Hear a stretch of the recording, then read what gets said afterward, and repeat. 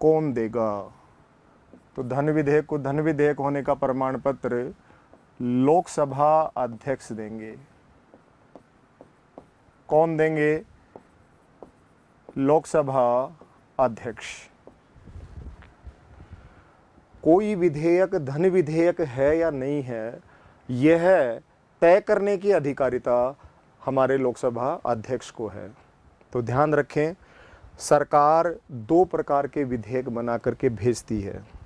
यहाँ हमारी प्रधानमंत्री और उसकी मंत्रिपरिषद है। प्रधानमंत्री और उसकी मंत्रिपरिषद ने दो विधेयक बनाए हैं, ए और बी, लेकिन दोनों की ही कैटेगरी क्या है? ये दोनों ही विधेयक वित्त हैं सरकार की तरफ से जाते समय। हालांकि उल्लेख इसमें कर रखा है। और ये दोनों विधेयक किसके पास चले जाते हैं? ये दोनों विधेयक चले जाते हैं लोकसभा अध्यक्ष के पास। और लोकसभा अध्यक्ष इन दोनों विधेयकों का अध्ययन करता है और अध्ययन करने के पश्चात एक विधेयक को ये किसके रूप में प्रमाणित कर देंगे? धन विधेयक के रूप में, जिस पर हस्ताक्षर कर देंगे वो हो गया धन विधेयक, और जिस पर हस्ताक्षर नहीं करेंगे वो हो जाएगा वित्त विधेयक। तो चलिए जानते हैं हम कि धन में और वित्त में क्या क्या अंतर है। ध्यान रहे, परिभाषा 110(3), प्रमाण पत्र लोकसभा अध्यक्ष। विधेयक बना करके कौन भेज रहा है? सरकार भेज रही है, प्रधानमंत्री और उसकी मंत्रिपरिषद भेज रही है। किसको भेज रही है? लोकसभा अध्यक्ष को। अतः प्रमाणित करने की शक्ति किसके पास है? लोकसभा अध्यक्ष के पास है। ये अध्यक्ष के पास दो एक तरह से विधेयक आ रहे हैं। एक पर लोकसभा अध्यक्ष ने आर्टिकल 110(3) के तहत और प्रमाण पत्र जारी कर दिया। तो ये तो हो गया हमारा धन विधेयक, और जिस पर साइन नहीं किए वो हो गया हमारा वित्त विधेयक। जो हस्ताक्षरित हो गया वो विधेयक तो कौन सा है? धन। और जो हस्ताक्षरित नहीं हुआ वो विधेयक कौन सा है? वो फाइनेंस बिल है, ये मनी बिल है। अब इन दोनों में हम अंतर जानेंगे कि धन और वित्त में क्या क्या अंतर होता है। तो पहला अंतर तो आर्टिकल का है। आर्टिकल 110(3) में धन विधेयक है, तो आर्टिकल 117 में वित्त विधेयक है। 110(3) में धन विधेयक, 117 में वित्त विधेयक। यदि हमसे पूछे, जो हम सब जानते हैं, ये एक ही चीज़ तो हम सब जानते हैं कि राज्यसभा धन विधेयक को कितने दिन रोकती है? 14 डेज। बस ये भारत का प्रत्येक बच्चा जानता है कि 14 दिन रोकती है सर इसको। कौन? राज्यसभा। और वित्त को कुछ पुस्तकें 60 दिन कह देती हैं, कुछ राइटर लिख दिए या टाइपिंग मिस्टेक है। तो ध्यान रखिए मित्रों, आपके पास हो सकता है वो भी पुस्तक और जिसमें 60 दे रखा हो, तो यदि 60 कहीं दे रखा है तो उसको करेक्ट कर लीजिए, 75 डेज। वित्त विधेयक को और राज्यसभा कितने दिन रोक सकती है? 75 दिन रोक सकती है। तीसरा अंतर संयुक्त सत्र का, ज्वाइंट सेशन। हमने पूर्व के वीडियो में संयुक्त सत्र पढ़ लिया है और वहाँ हमने लिखा था कि संयुक्त सत्र केवल साधारण विधेयक पे आता है। अध्यादेश पर आएगा तो उसे साधारण विधेयक में बदलोगे, धन पे और संविधान संशोधन पे कभी भी नहीं आएगा। तो संयुक्त सत्र धन पे आता है क्या? नो, कभी भी नहीं आएगा। वित्त पे आ सकता है? यस। इसकी कैटेगरी ए और बी हैं, अतः ए पे नहीं आता है। वित्त विधेयक कैटेगरी बी पे आप संयुक्त सत्र बुला सकते हैं। लेकिन कॉमन जीके के सवाल में अगर पूछे हमसे क्या वित्त विधेयक पे संयुक्त सत्र बुलाया जा सकता है? यस। लेकिन क्या धन पे बुलाया जा सकता है? नो। और चौथा अंतर प्रमाण पत्र का। धन को प्रमाणित करने की आवश्यकता है। यस, यदि किसी प्रकार का कोई भी संदेह है कि इनमें से कौन सा धन है, तो लोकसभा अध्यक्ष उसको प्रमाणित करेंगे, साइन करेंगे उस पर, और वित्त को प्रमाणित करने की आवश्यकता नहीं है। ये तो वो अंतर हैं जो आसान से अंतर हैं कि साहब आर्टिकल 110(3), 117, राज्यसभा 14 दिन, वित्त विधेयक को 75 दिन, संयुक्त सत्र धन पे नहीं बुलाया जाएगा, वित्त में कैटेगरी बी पे बुलाया जा सकता है। प्रमाणित धन विधेयक को प्रमाणित लोकसभा अध्यक्ष करेंगे, वित्त विधेयक को प्रमाणित करने की आवश्यकता नहीं है।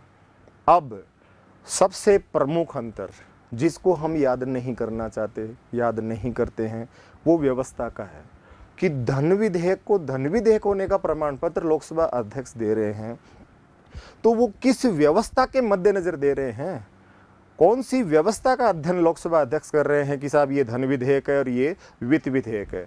और वो व्यवस्था ही सबसे बड़ा अंतर होगा धन में और वित्त में। तो हम 5वां बिंदु पढ़ने जा रहे हैं व्यवस्था का।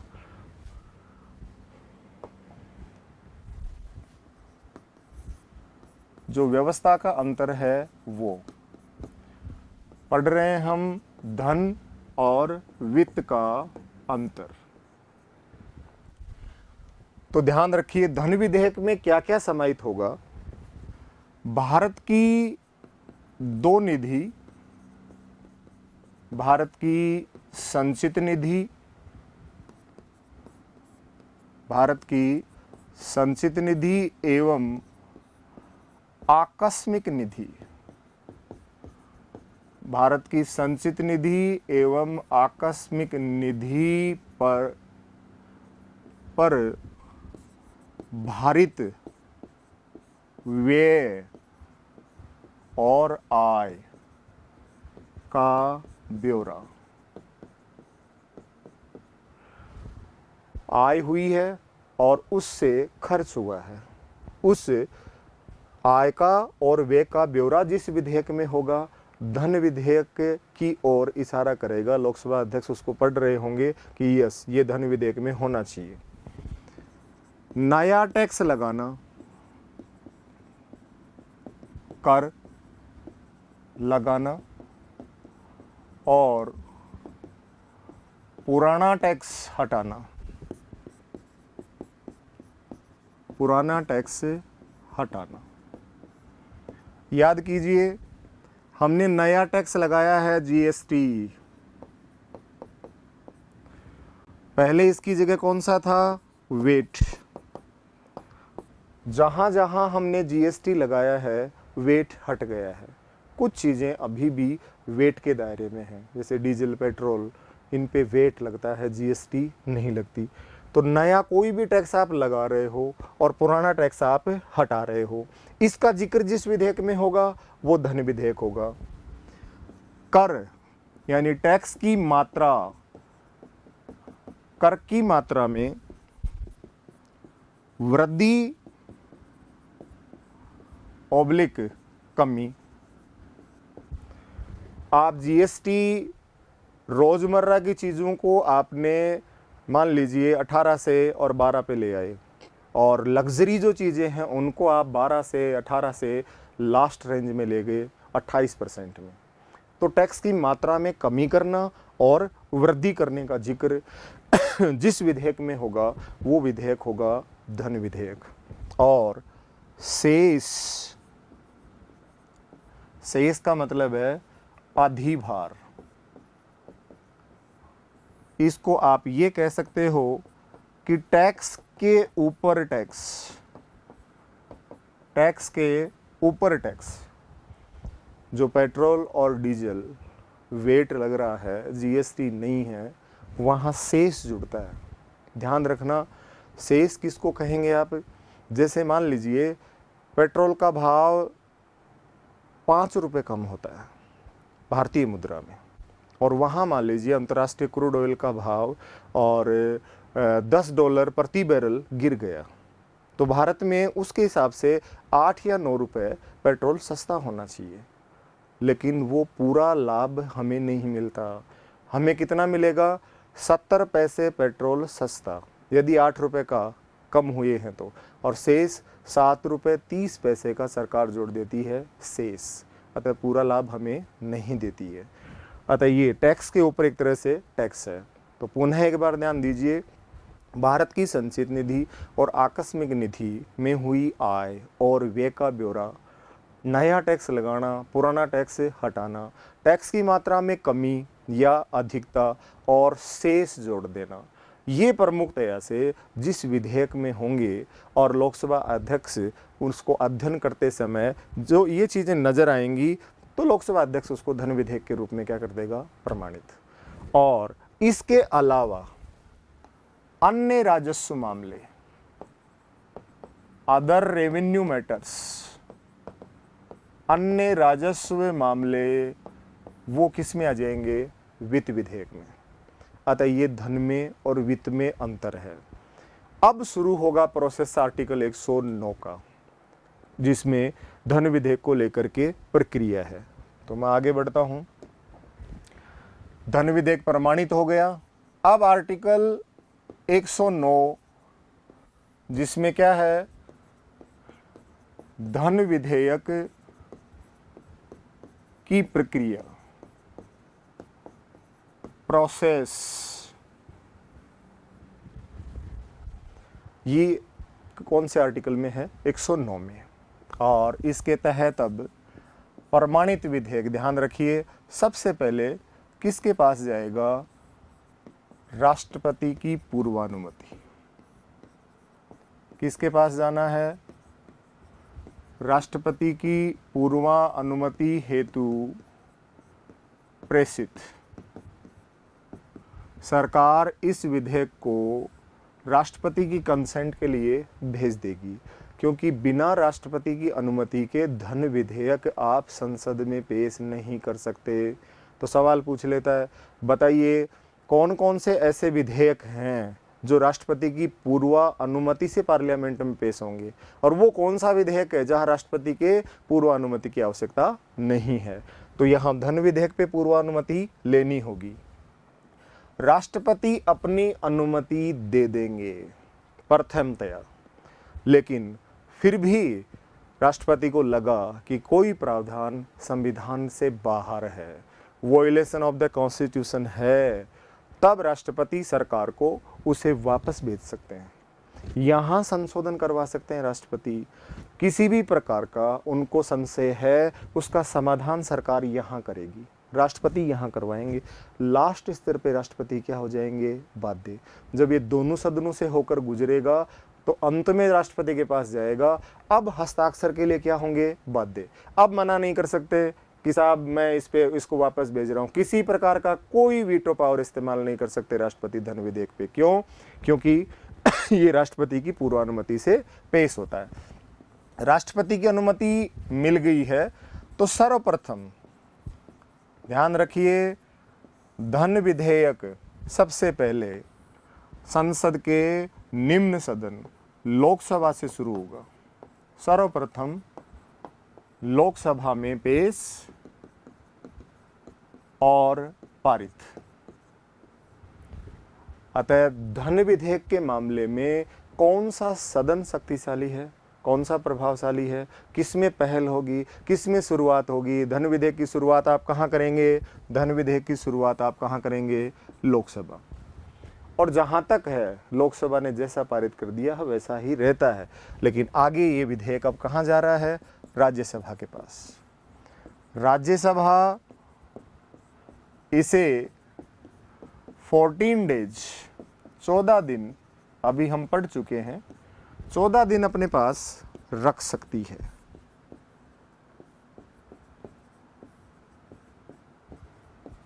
क्या संशोधन कर सकती है, नो, संशोधन नहीं कर सकती। क्या कोई संशोधन सिफारिश भेज सकती है, यस, संशोधन सिफारिश अटैचमेंट के रूप में संशोधन सिफारिश भेज सकती है।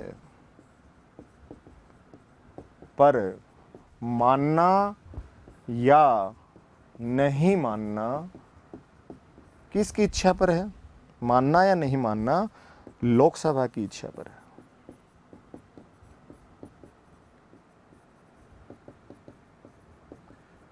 लोकसभा चाहे तो संशोधन को कंसीडर कर सकती है, कोई संशोधन अच्छा है और कोई छूट गया कोई मामला तो कर सकती है, अन्यथा नहीं।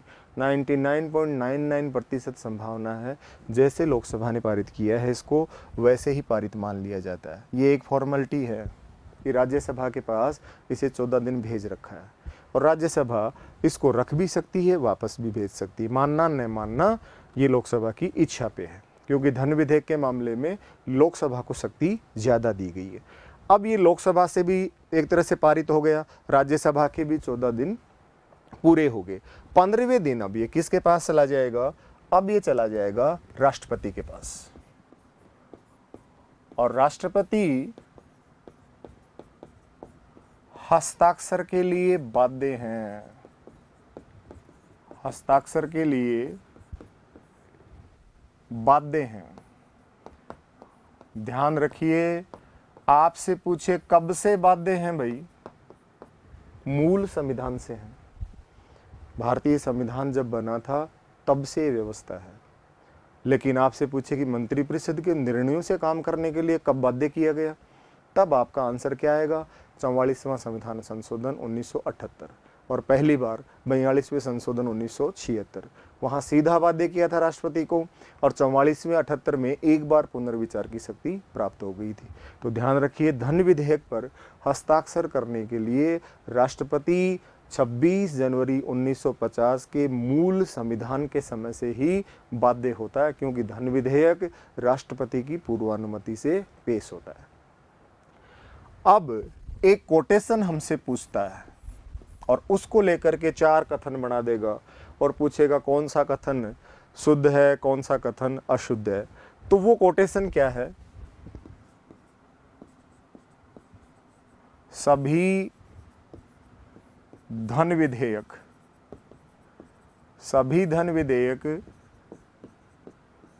वित्त विधेयक भी होते हैं। सभी धन विधेयक वित्त विधेयक भी होते हैं, परंतु सभी वित्त विधेयक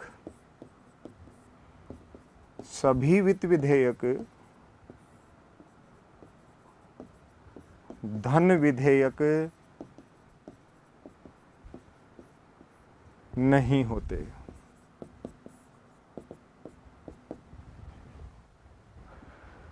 जो है उसको नहीं कर देगा और जो नहीं है उसको क्या कर देगा? है कर देगा। और फिर हमसे पूछेगा कि कौन सा कथन तो इसमें से गलत है। शुद्ध छटवा सकता है हमसे, अशुद्ध छटवा सकता है। अतः सभी धन विधेयक वित्त विधेयक होते हैं, लेकिन सभी वित्त विधेयक धन विधेयक नहीं होते। तो एक कथन ये दे दिया, और फिर उसने कहा कि सभी वित्त विधेयक धन विधेयक होते हैं और सभी धन विधेयक वित्त विधेयक नहीं होते। 4 कथन हो गए। आप पढ़ करके चले गए हैं, परीक्षा कक्ष में हैं और सवाल आ गया कि निम्नलिखित कथनों में से अशुद्ध कथन छांटिए। पहला आया कि सभी धन विधेयक वित्त विधेयक नहीं होते हैं। यदि आपका ढंग से याद किया हुआ है तो यहाँ तक ठीक है। दूसरा आते ही फिर कन्फ्यूजन तैयार, तीसरा आते ही सब कुछ भूल गए आप पुराने वाला, और चौथा आते ही सिर्फ याद रहेगा आपको धन वित्त वित्त धन, धन वित्त वित्त धन, और एक डफली सी बज करके दिमाग की वहाँ कि पढ़ा तो था याद नहीं है, और अंततः झुंझल मार के हम करते हैं कि यार ये होगा, चल ठीक है ओके, और वहाँ अगर सही बैठ गया तब तो नंबर 2 प्लस हो गए, अन्यथा -2.66 हो गया। इसलिए इसको याद करने के लिए क्या करोगे कि आप रीजनिंग का सहारा ले लीजिए। ये सभी शुरुआत कहाँ से होती है? सरकार ने 2 वित्त विधेयक तैयार किए थे और फिर लोकसभा अध्यक्ष प्रमाणित कर रहा है किसको? धन को।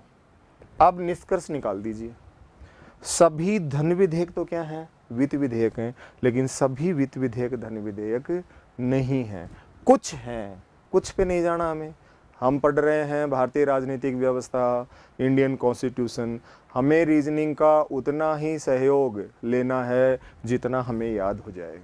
That is called interdisciplinary approach. इस व्यवस्था को हम राजनीति विज्ञान के विद्यार्थी अंतः अनुशासनात्मक अध्ययन कहते हैं। जब हम किसी दूसरे विषय से कोई व्यवस्था लेकर रीजनिंग, मनोविज्ञान, अर्थशास्त्र, गणित से सहयोग लेते हैं और हमारे सिद्धांत का निरूपण करें कि या किसी व्यवस्था को हम बताएं, तो इसको हम कहते हैं इंटरडिसिप्लिनरी अप्रोच, अंतः अनुशासनात्मक अध्ययन। तो ये मित्रों धन विधेयक से जुड़ी हुई व्यवस्था है।